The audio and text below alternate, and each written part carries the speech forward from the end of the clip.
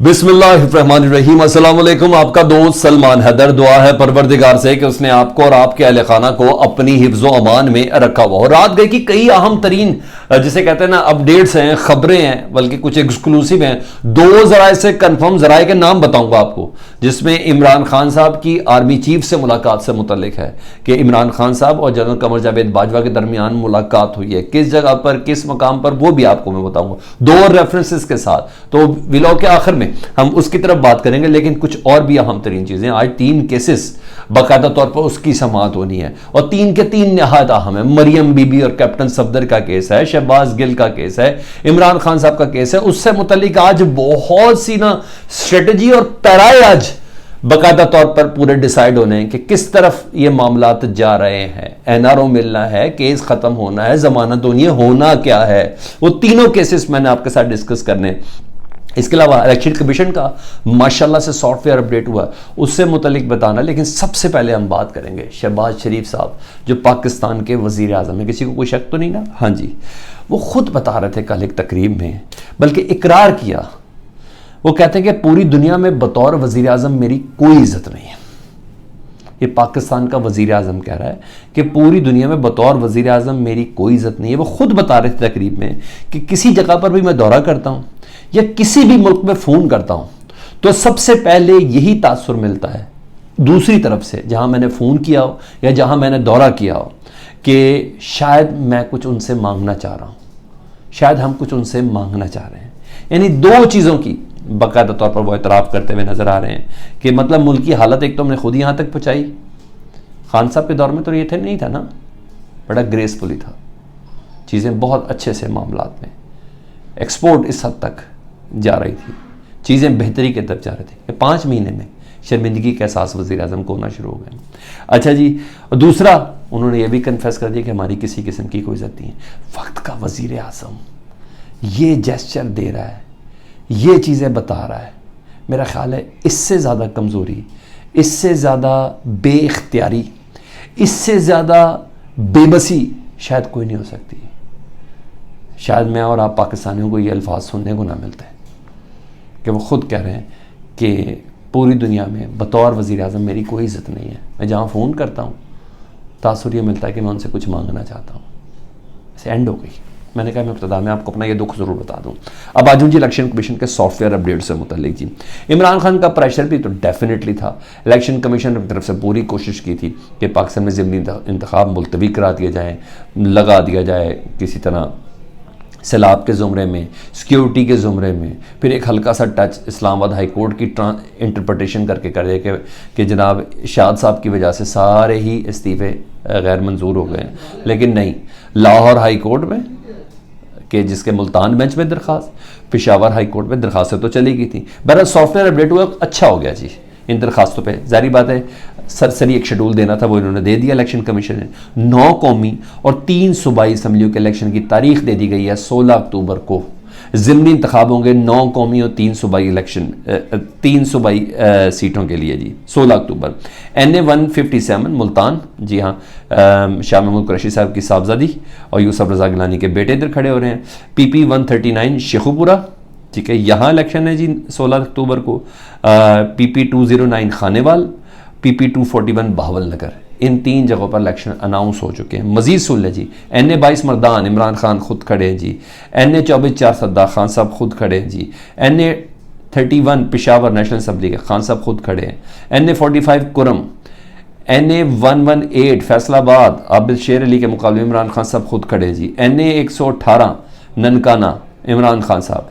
237 NA, जी इमरान खान साहब। मलीर 239 और कोरंगी, जी हाँ, NA 239 मलीर, जी हाँ, और कोरंगी, इन 2 हलकों के अंदर 237 मलीर और 239 कोरंगी, इधर इलेक्शन हो रहे हैं। तो ये एक रेफरेंडम है जी। लेट्स वेट, आप भी वेट करें और मैं भी वेट करूं उस तारीख तक का। अगर वो तारीख आ गई तो, जैसे कि अब भी मेरा मानना है कि इस तारीख से पहले 16 अक्टूबर से पहले पहले कुछ ऐसी पेशरफ्त हो सकती है कि आम इंतखाबात की डेट अनाउंस कर दी जाए। मेरा आज भी स्टैंडिंग मेरा जिम्मा, मैं इसको कहता हूँ कि ये ज़िमनी इंतखाब इतने बड़े पैमाने पर नहीं होंगे, लेकिन बहरहाल ये अनाउंस कर दिया जी। सर ये शेड्यूल जारी कर दिया इलेक्शन कमीशन। तो मैंने कहा मैं ये आपको खबर दे दूं कि इनका सॉफ्टवेयर अपडेट हो गया। कितना खिलाफ कानून चल सकते हैं, कितना गवर्नमेंट के प्रेशर में आकर चल सकते हैं, कितना जरदारी साहब के प्रेशर में से इनका इलेक्शन मुलतवी कर सकते हैं। ज़िमनी की भी डेट आ गई है जी, बल्दियाती की भी डेट आ गई है जी, कितना कर सकते हैं, कब तक बचेंगे, छुरी के नीचे आना ही आना है। ठीक है, तो बहरहाल ये आ गए, इलेक्शन कमीशन ने अनाउंस कर दिया जी। ठीक, आज 3 अहम केसेस की बात करूँ, आखिर में फिर मुलाकात की बात करेंगे जनरल कमर जावेद बाजवा से इमरान खान साहब पाकिस्तान तहरीक इंसाफ के चेयरमैन की मुलाकात। आज 3 इस्लामाबाद हाई कोर्ट में 3 अहम तरीन केसेस हैं जी। नैब कवानीन में तरमीम के बाद जी मरियम बीबी और कैप्टन सफदर की जो अपीलें हैं कि उस पर सज़ाएँ ख़त्म होनी है या नहीं होनी है, अपीलों पर बाकायदा तौर पर दरख्वास्त पर आज समाअत होनी है जी कि नैब कवानीन की रोशनी में नए तब्दीली कवानीन, क्योंकि इसका बहुत इंतजार कर रही थी ना मरियम बीबी और कैप्टन सफदर, नैब कवानीन को थोड़ा कमज़ोर करके अपने हक़ में बेहतर करके तरमीम करके नरमी करके कि होना या नहीं होना है इस पर। अब आज पता चल जाएगा जी मरियम नवाज़ के NRO का कि आज उनको NRO मिलना है या नहीं मिलना है। जो तरमीम इन्होंने अपनी मर्ज़ी से बड़ी सेटल करके की है, तो पहला NRO जो मरियम बीबी का जो तैयार है ना, वो उसमें से एक ये NRO है।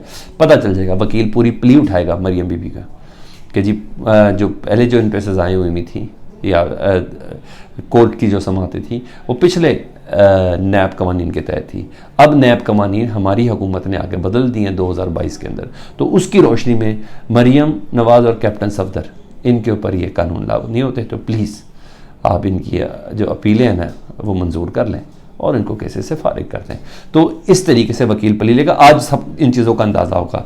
दूसरा जी शहबाज गिल साहब, उनकी ज़मानत अब तक मिला कुछ नहीं है उनके हवाले से जी, कोई माल मसरूका नहीं मिला, ना ही चलान पेश किया गया, ना ही कोई अबूरी चलान पेश किया गया। तो उम्मीद की जा रही है कि आज उनकी ज़मानत हो सकती है शहबाज गिल साहब की। ठीक है जी, ये। और तीसरा अहम तरीन इमरान खान साहब के ऊपर दहशतगर्दी का मुकदमा है जी, जिस पर कल वो पेश भी हुए थे जी, शामिल तफ्तीश हुए थे GIT के। तो उस मुकदमे खारिज करने के लिए बाकायदा तौर पर इस्लामाबाद हाई कोर्ट ने पहले ही कह दिया था हुकूमती नुमाइंदे को कि प्लीज़ ये दहशतगर्दी के मुकदमे बनाते हुए थोड़ी एहतियात किया करें, इस पर ज़रा गौर करें और फिर हमें बताएं। तो आज वो मुकदमा खारिज करने की दरख्वास्त है इमरान खान साहब की, तो देखते हैं उसके ऊपर क्या होती है। उम्मीद तो ये कि मुकदमा खारिज हो जाएगा आज की तारीख में। तीनों केसेस से मुतल्लिक बता दिए जी। अब आ जाऊँ जी उस अहम तरीन बड़ी खबर के ऊपर जिसके बिना पर मैं कहता 2 रेफरेंस है जी।